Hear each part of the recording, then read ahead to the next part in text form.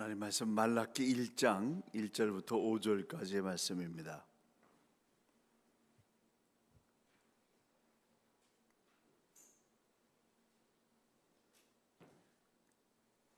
말라기 1장 1절부터 5절까지 함께 합독하겠습니다. 여호와께서 말라기를 통하여 이스라엘에게 말씀하신 경고라.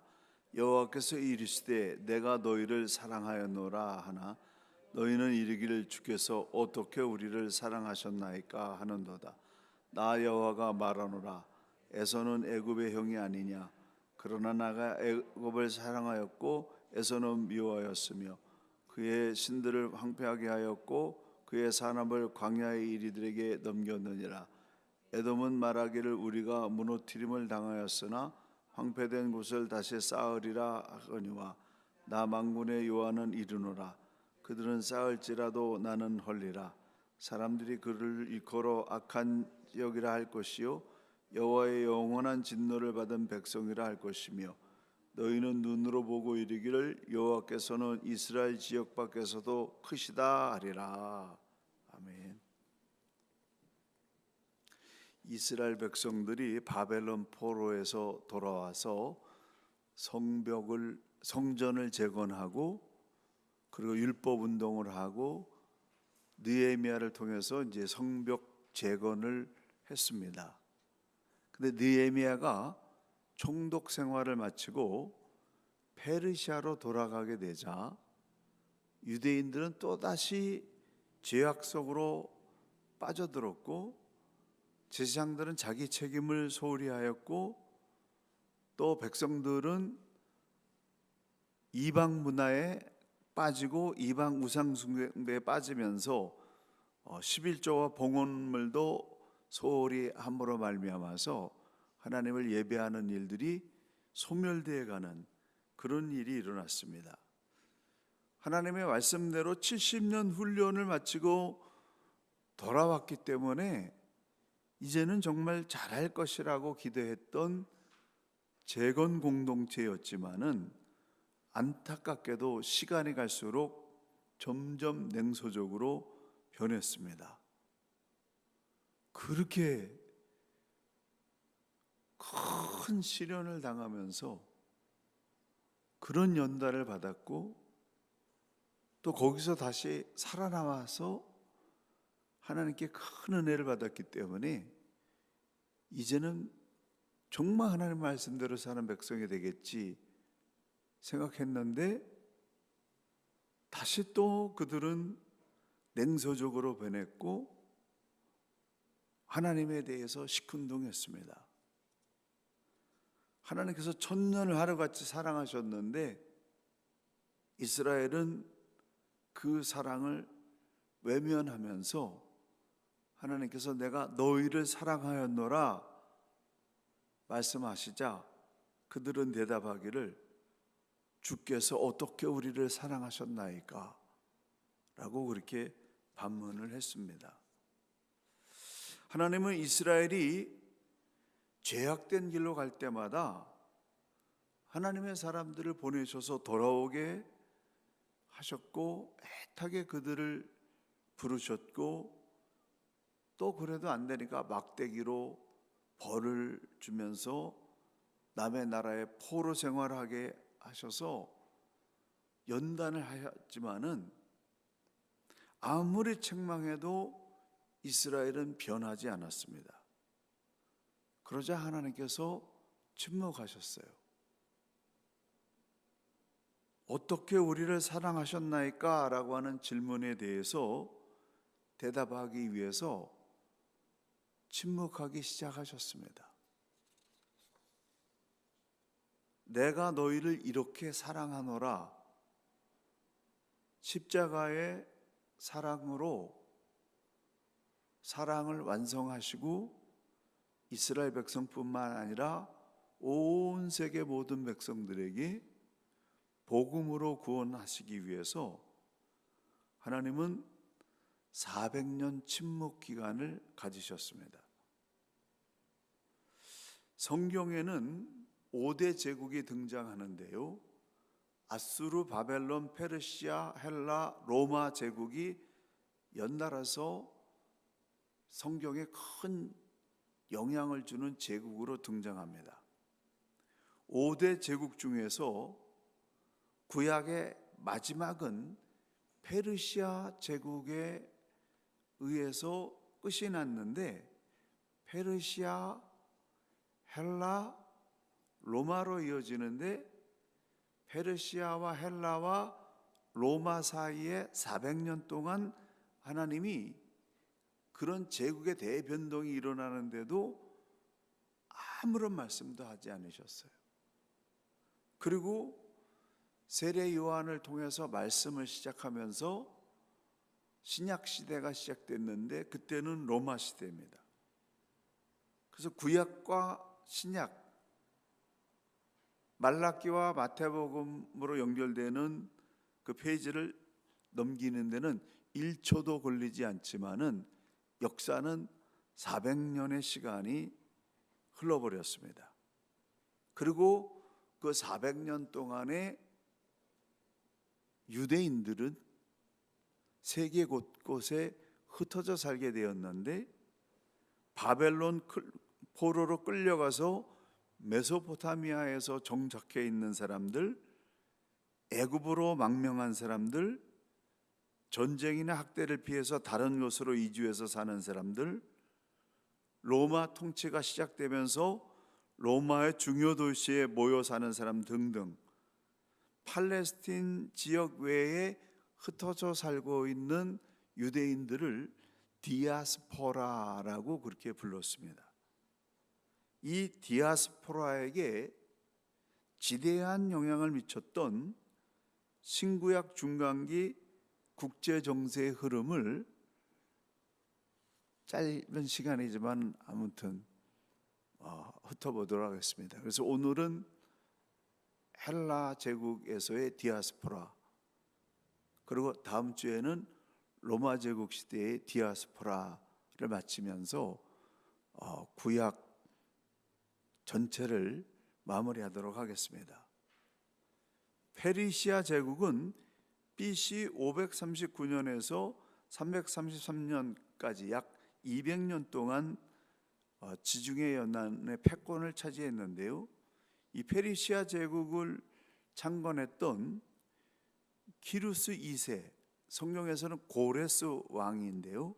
이 고레스 왕은 바벨론 제국의 잔인했던 정책과는 달리 유화 정책, 관용 정책을 펼쳐서 포로자들을 고국으로 돌려보내는 그런 이 관용을 베풀었습니다.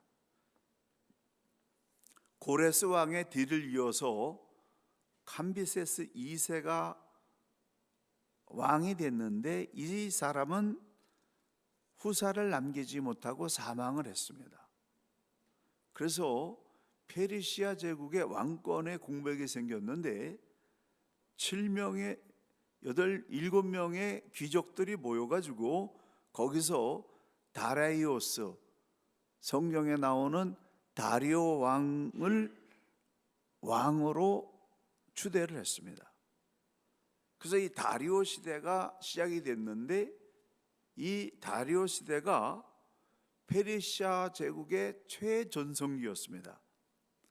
이때 화려한 궁궐과 건물들을 세우고 각 통치 구역들은 조직적으로 관리되었습니다. 든든한 제국을 안정적으로 이렇게 만든 다음에 페르시아 제국이든 어떤 제국이든 힘이 생기면 가만히 있지를 못해요. 주변의 국가들을 집어삼키는 정복 전쟁을 펼치는 걸 보게 됩니다. 페르시아 역시 끊임없는 정복 전쟁을 펼쳐나가면서 자신들의 영토를 넓혀나겠는데, 이 중동 지방을 완전히 장악한 다음에 마게도니아, 유럽까지 정복하려고 탐욕을 부렸습니다. 하지만 이 다리오 1세는 그리스 본토를 침략하러 갔다가 큰 태풍을 만나가지고 패배하고 돌아왔는데 이후에 다시 그리스로 쳐들어갔지만 두 번째 전투에서는 마라톤 전투에서 패배를 당하고 말았습니다. 다레이오스 1세의 뒤를 이어서 그의 아들 크세르크세스, 성경에서는 아하수에로, 에스더 왕비의 남편이죠. 영하 300인의 용사에 나오는 그 페르시아 왕입니다. 다시 그리스를 공격해서 그리스를 집어삼키려고 했는데 살라미스 해전을 포함한 여러 전투에서 참패를 당함으로써 페르시아의 유럽 정복은 끝끝내 이루지 못했습니다. 결국 페르시아는 다레이오스 3세 때 마게도니아의 알렉산더 대왕에 의해서 멸망을 당함으로 말미암아서 세계의 패권이 페르시아 제국에서 헬라 제국으로 넘어가는 그런 기점이 됐습니다. 헬라 제국의 기초가 된 그리스 문화에 대해서 먼저 배우고 헬라 제국에 대해서 우리가 이어서 말씀을 드리겠는데요. 여러 도시 국가들로 이루어진 그리스는 소크라테스, 플라톤, 아리스토텔레스 등 철학자들의 사상과 정신을 기반으로 해서 고대 문명을 꽃피웠습니다.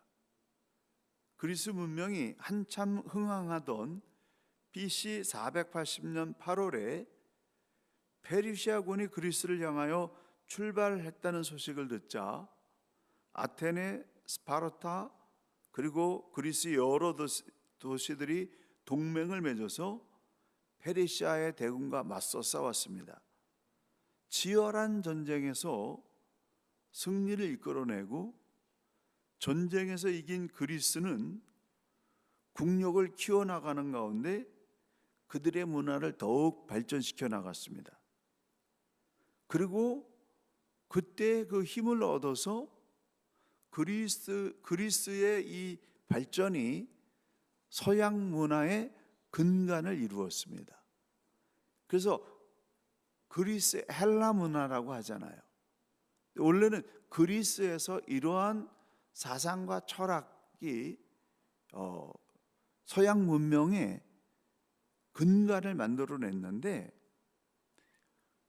그리스 문명이 꽃피고 있을 때 그리스의 윗지역의 마게도니아 지방에서는 BC 359년경에 필리포스 2세 알렉산더 대왕의 아버지가 마게도니아의 왕으로 즉위하면서 세력을 확장해 나갔는데 그 전까지 그 밑에 있던 이 그리스인들은 마게도니아 사람들을 야만이라고 불렀습니다.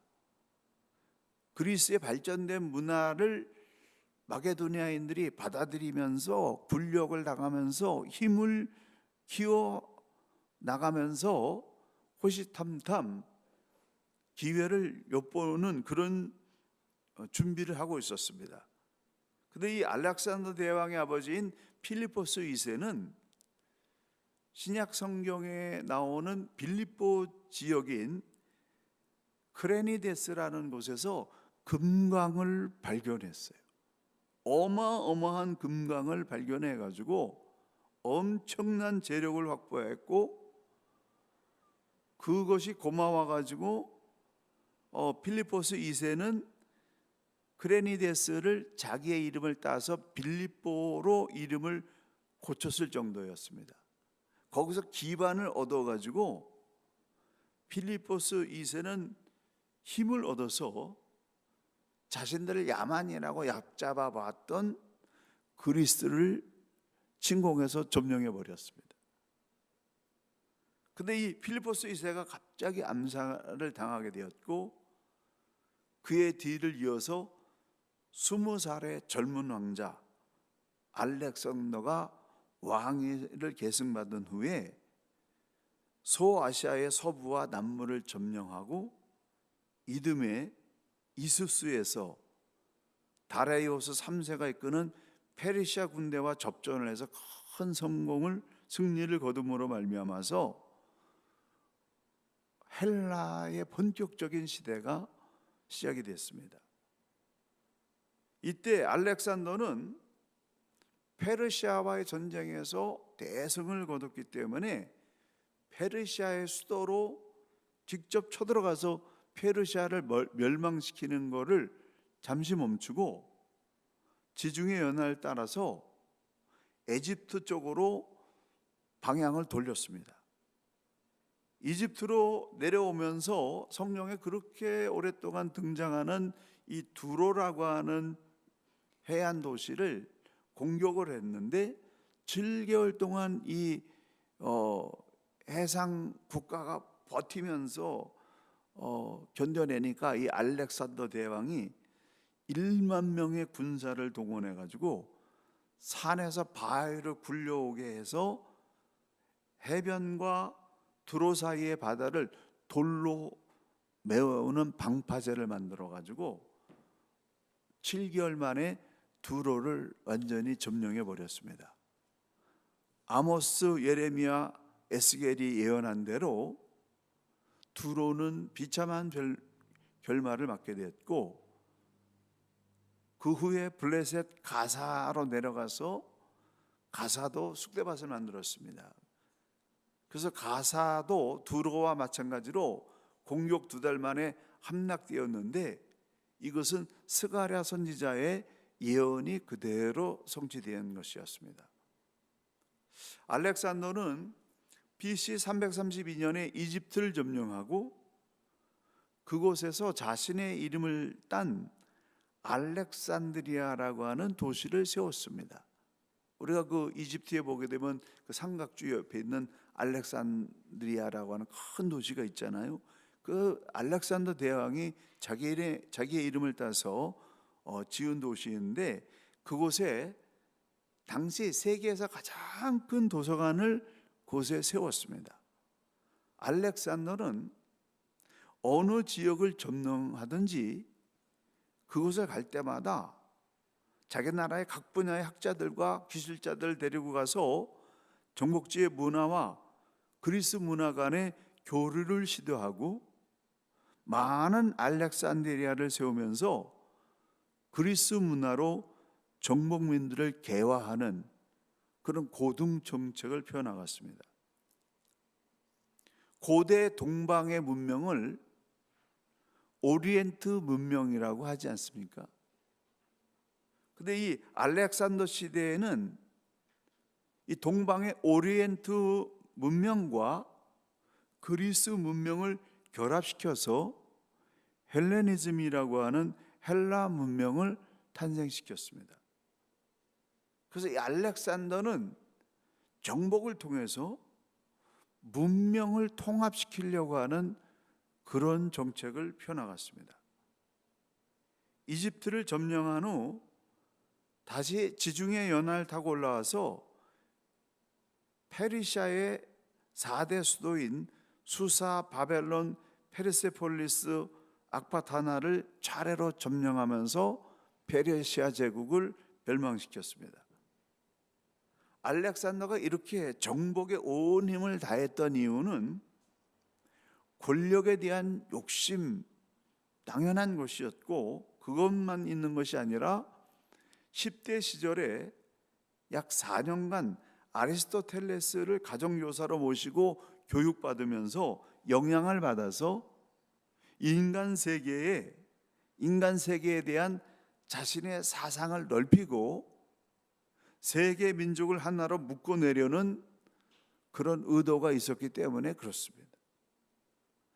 이게 나중에 제자들이 복음을 전파하는데 굉장한 문명의 길을 열어나가는 그런 과정이 됐습니다. 그는 마게도냐에서 데려온 군사들과 항복한 페르시아 군사들의 대우를 동등하게 해주었고, 마게도냐 군사들과 페르시아 처녀들의 합동 결혼식을 열어주기도 했습니다. 마게도냐 학자들, 페르시아 학자들과 함께 학문적 연구를 해나가면서 문화를 통합시키는 작업도 진행해 나갔습니다. 그래서 알렉산더는 헬라 제국을 통해서 언어의 통일과 문화의 통일이라고 하는 그런 추구를 해 나갔습니다.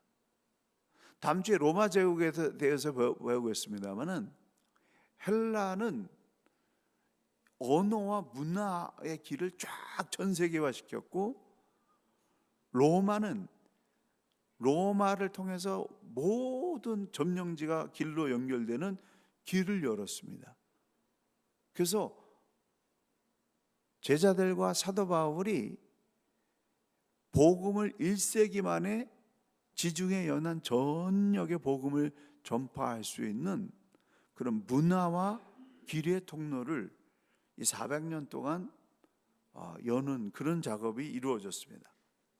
알렉산더는 BC 326년 동쪽으로 계속 진군하여 인도의 인더스 강 유역까지 당도했는데, 오랜 정복 전쟁에 지친 군사들이 더 이상 정군하지 못하겠다라고 거부함으로 말미암아서 군대를 돌려서 돌아오게 되었고, BC 323년 32세의 젊은 나이로 죽게 됐습니다. 정말 예상치 않은 그런 젊은 나이에 갑작스럽게 요절했기 때문에 어마어마한 이 헬라 제국은 7명의 장수에 의해서 갈라지게 되었는데, 권력 싸움에서 3명이 도태되고 4명의 장수가 제국을 분할 통치하게 되었습니다. 팔레스틴 지역이 중요한데요, 이 팔레스틴 지역과 애굽은 프톨레미 왕조가 세워지게 됐는데, 프톨레미 왕이 알렉산더의 후계자라고 자처하면서 세계 패권을 주도하려고 하는 안티고누스가 등장하게 되니까 그를 점령시키기 위해, 꺾어내리기 위해서 전쟁터에 나가게 됐는데, 이때 애굽의 총사령관으로 있던 셀루커스라고 하는 인물이 일어나서 프톨레미 왕조에서 독자적인 정치 세력을 확보하면서 셀루커스 왕조가 탄생이 됐습니다. 그래서 결국에는 이 프톨레미 왕조와 셀루커스 왕조가 이 팔레스틴과 애굽을 놓고서 계속해서 갈등하며 싸우는 그런 구조가 됐습니다. 셀루코스 왕조가 메소포타미아 유역의 시리아 지방을 다스리게 되었고, 프톨레미와 셀루코스 왕조는 시간이 흐르면서 이쪽은 애굽을, 이쪽은 메소포타미아를 이렇게 차지하고, 가운데 이 팔레스타인이 지역이 있었기 때문에 이 지역을 서로 차지하기 위해서 끝없이 다툼을 벌였습니다. 프톨레미 왕조에 대해서 잠깐 우리가 또 살펴봐야 되는데요, BC 301년에 프톨레미 1세는 팔레스타인을 이집트로 합병을 시켰습니다. 특히 프톨레미 2세 때에는 그 히브리인과 전 세계 신앙계에 아주 굉장히 중요한 그런 한 가지 작업을 했는데, 그것은 뭐냐면은 히브리어를 헬라어로 번역하는 작업을 했습니다. 이 번역본이 최초의 번역본인데 이걸 70인역이라고 합니다.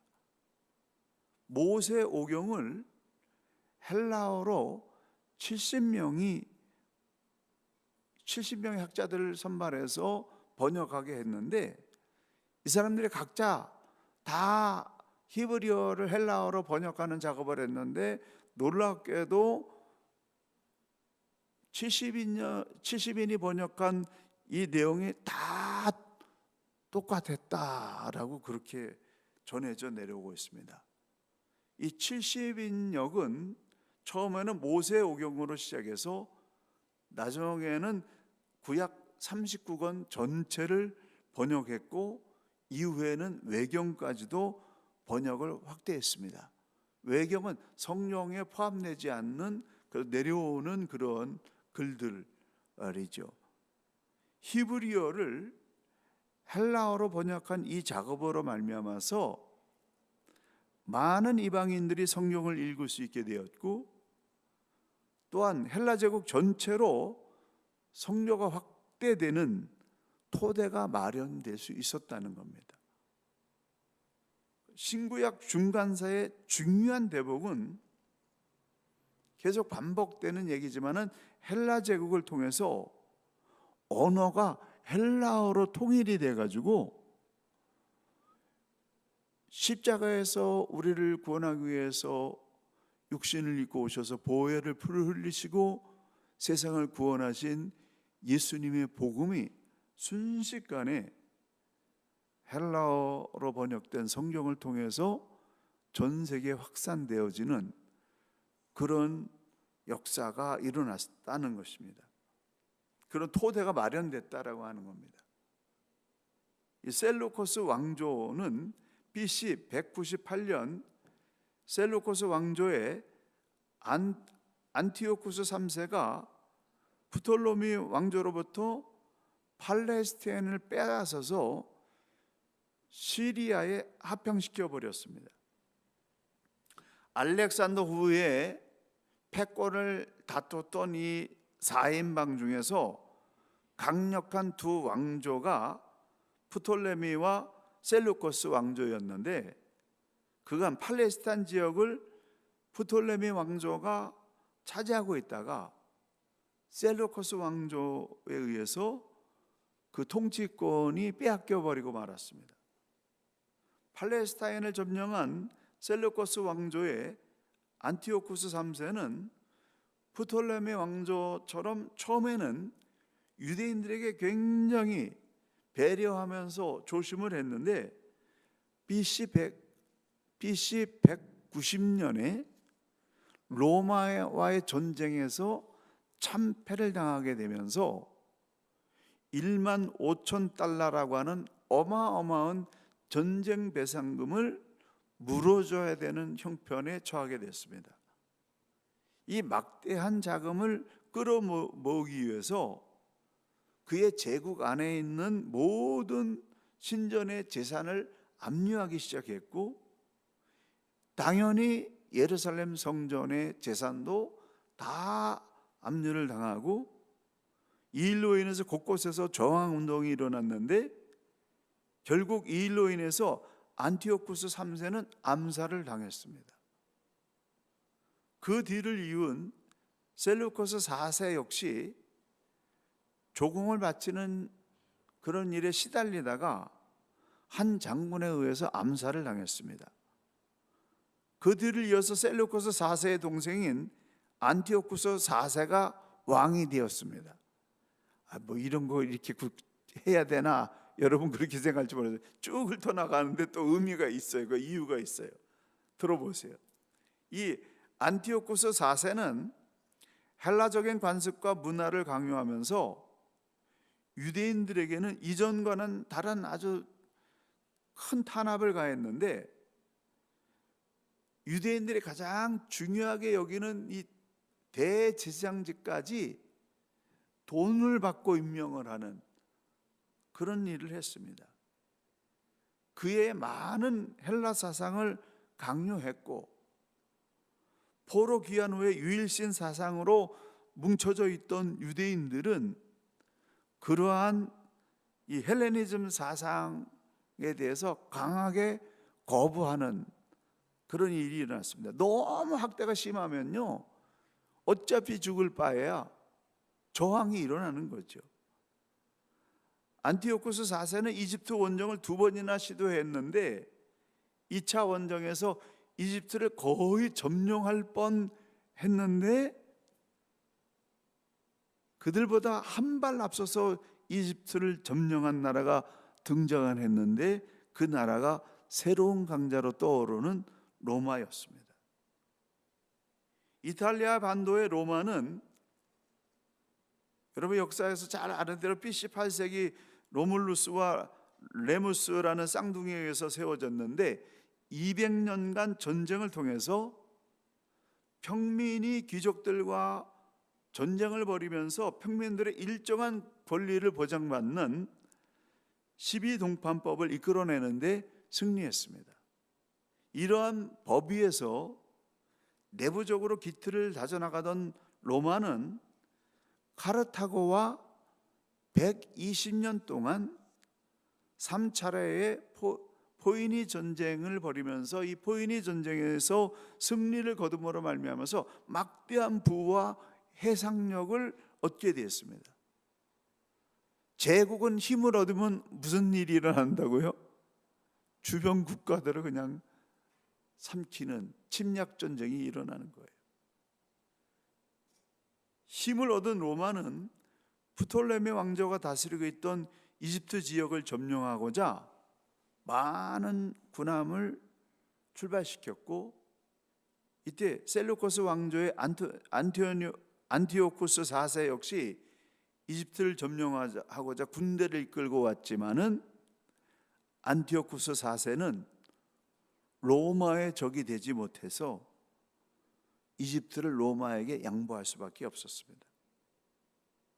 그런데 문제는 유대 땅으로 돌아온 안티오쿠스 4세는 전쟁의 실패 원인을 유대인들에게 뒤집어 씌웠습니다. 약자에게 뒤집어 씌우는 거예요. 유대인들이 헬라 사상을 거부해서 온 나라가 하나로 뭉치지 못했기 때문에 우리가 전쟁에서 패배하게 됐다라고 하는 억측을 피우면서 유대인들에게 극심한 탄압을 가했습니다. 그리고 유대인들은 안식일에 전투하지 않는다라고 하는 사실을 알고 있었기 때문에 안식일에 공격해서 유대인들을 잔인하게 살해했고 도시를 강탈하고 많은 건물을 불태워버렸습니다. 그러면서 그는 유대인들에게 안식일을 지켜서도 안 되고 할례를 행해서도 안 되고 모세의 율법을 읽어서도 안 되고 성전에 들어가게 되면 죽임을 당하는 그런 아주 폭압을 했습니다. 그리고 예루살렘 성전에는 이방신의 신상을 세웠고 헬라 군인들은 예루살렘 성전에 수많은 돼지를 몰고 가서 그 돼지들을 잡아서 성전에 돼지피를 뿌리는 극에 달하는 성전 모독죄를 저질렀습니다. 어느 시대든지 악이 극에 달하게 되면은 강력한 저항 세력이 일어나기 마련입니다. 안티오쿠스 4세의 이런 학정에 대해서 유대인들은 목숨을 걸고 이제 반기를 들기 시작했습니다. 이 헬라의 폭정에 대해서 유대인들의 반응이 다양하게 갈리게 됐는데, 첫 번째 사두개인들은 헬라 사상을 부분적으로 받아들이면서 수용과 타협을 하고 어느 정도의 권력을 보장받는 그런 타협을 하는 사람들이 됐습니다. 두 번째 하시딤이 있었는데, 이들은 헬레니즘을 절대 받아들일 수 없다고 결심을 하고 어떤 타협도 거부하고 율법 중심 예루살렘 성전 중심의 신앙 전통을 고수했는데, 이들 중에 일부가 후에 바리새인들이 됐습니다. 그리고 모대인들이 나오게 됐는데, 이 예루살렘과 요빠 사이에 모대인이라고 하는 작은 시골 마을이 있었습니다. 이 셀루코스 왕조의 사람들이 그 작은 시골 마을까지 찾아가서 히브리 사상을 버리고 헬라 사상을 강조했습니다. 그런데 이 모대인의 나이 많은 제사장 마타디아라고 하는 사람이 이방신에게 제사 드리는 것을 거부를 했는데, 셀루코스 왕조에 동조하는 다른 유대인이 마타디아를 대신해서 제사를 드리려고 하자 마타디아는 그 유대인과 왕의 관리와 그들과 함께 왔던 병사들을 모두 죽여버렸습니다. 건널 수 없는 강을 건넌 거예요. 이를 계기로 마타디아와 그의 5 아들 그리고 그를 따르는 사람들이 산으로 도망가서 게릴라전을 시작했는데 이것이 하시딤이라고 하는 세력이 됐고, 이들과 하시딤이 함께 연합을 했는데, 이 하시딤은 헬라 사상을 거부했던, 나중에 바리새인들로 등장하는 그런 세력이잖아요. 그래서 이 모데인과 하시딤이 연합해가지고 강력하게 저항하면서 작은 도시와 마을들을 급속하게 동조시키고 우상 숭배와 이방 제단을 헐어버리고 아이들에게 할례를 행하고 무너졌던 회당을 재건하고 사람들이 모세 율법을 지키도록 그렇게 이 운동을 일으켰습니다. 약 1년 후에 마타디아가 죽자 그의 3번째 아들 유다에게 지휘권이 넘어갔는데, 유다가 이 혁명의 지휘권을 쥐면서 마카비 혁명이라고 하는 신구약 중간기에 독립기관을 갖는 그러한 세력을 만들게 됐습니다.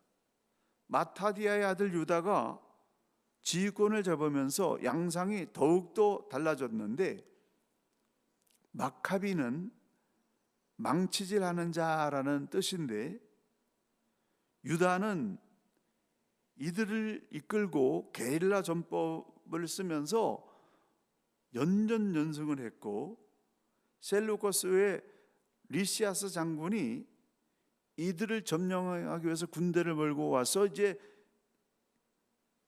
이 마카비 세력과 셀루커스 군대가 아주 결판을 내는 그런 전쟁이 코앞에 있었는데, 마침 그때 셀루커스의 안티오쿠스 4세가 죽음으로 말미암아서 이 리시아스 장군이라는 사람하고 마카비 세력이 극적으로 협약을 체결을 했습니다.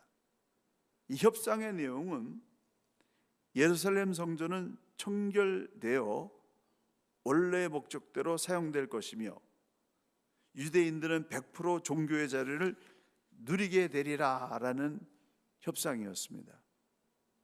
예루살렘에 입성한 마카비 무리들은 성전을 회복한 이날을 축제일로 정하고 매년 이것을 기념하여 수전절을 지키게 되었습니다.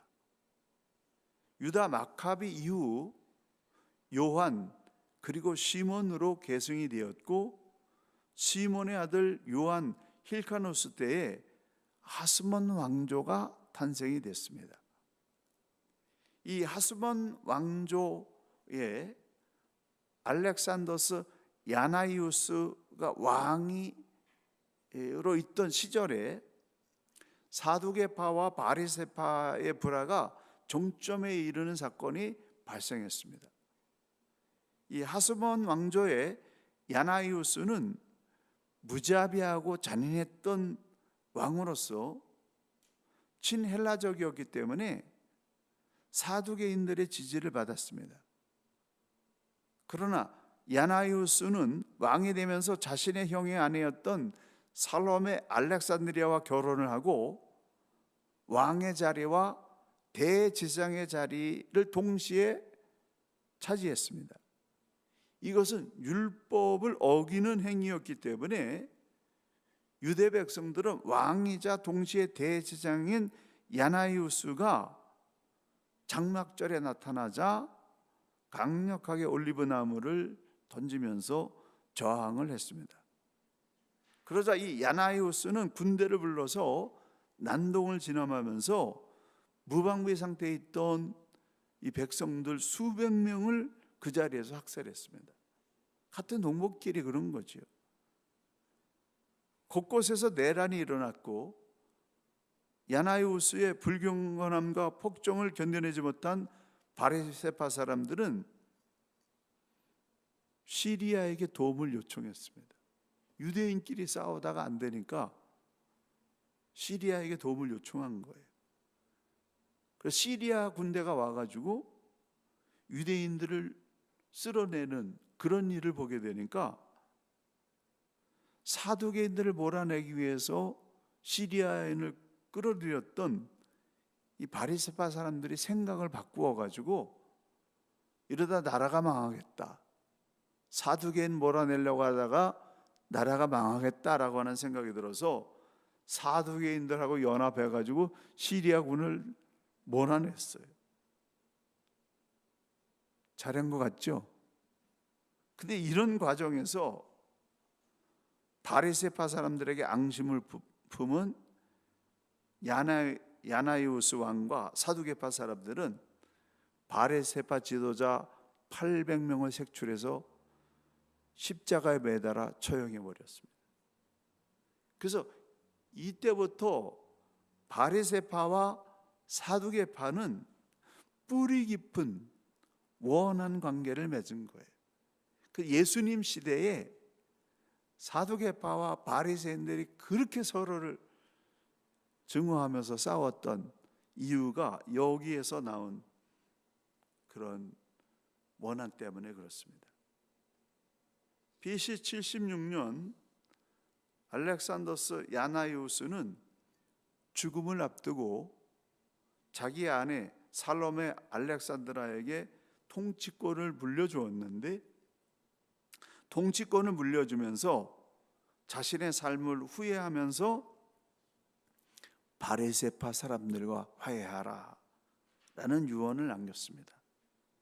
살로메 알렉산드라는 남편의 유언을 따라서 바리새파 사람들과 우호적인 인간관계를 만들고 성공적으로 국가를 통치했습니다. 하지만 이 바리새파의 득세에 불만을 가진 사두개인들은 이 여왕의 둘째 아들 아레시토플루스 2세와 손을 잡고 여왕의 후계자인 장남 힐카누스 2세를 견제했습니다. 이렇게 시작된 힐카누스 2세와 아리스토블루스 2세의 왕권 다툼을 중지하기 위해서 등장한 세력이 있었는데 그 세력이 로마였습니다. 로마가 이 두 세력을 중지하기 위해서 팔레스타인으로 들어온 것입니다. 그리고 이때부터 유다에 대한 로마의 직간접적인 지배가 시작되게 되었습니다.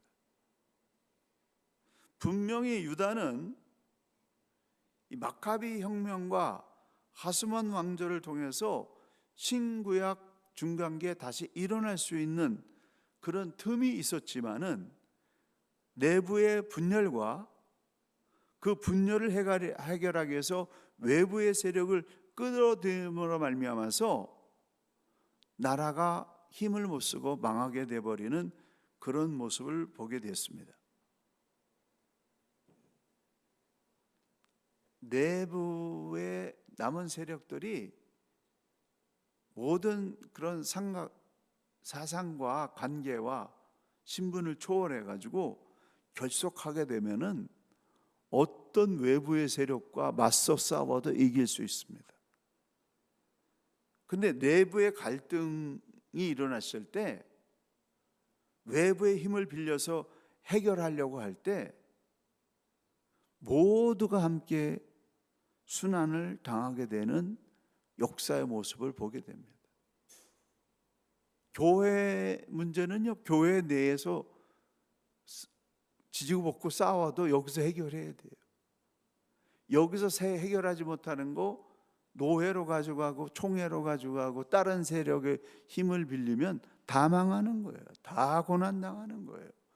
누가 우리를 도와주지 않습니다.